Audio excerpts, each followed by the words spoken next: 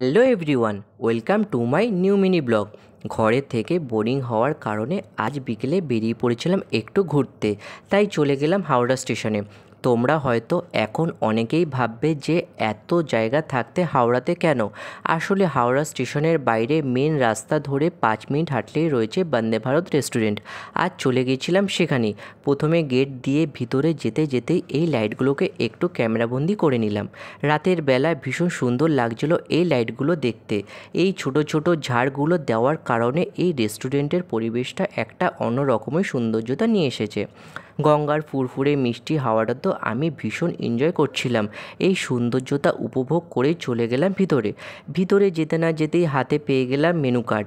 এত রকমের খাবার দেখে আমার চক্ষু তো ছানা বড়া। তারপরে স্টার্টারে অর্ডার করে দিলাম চিকেন ললিপপ, তারপরেই চলে গেলাম মেন কোর্সে আর অর্ডার করে দিলাম ভেজ হাক্কা নুডলস আর ড্রাই চিলি চিকেন।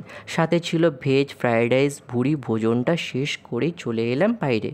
গঙ্গার ধারে এই রেস্টুরেন্ট হওয়ার কারণে এর প্রাকৃতিক সৌন্দর্যটাই ছিল পুরো অন্যরকম।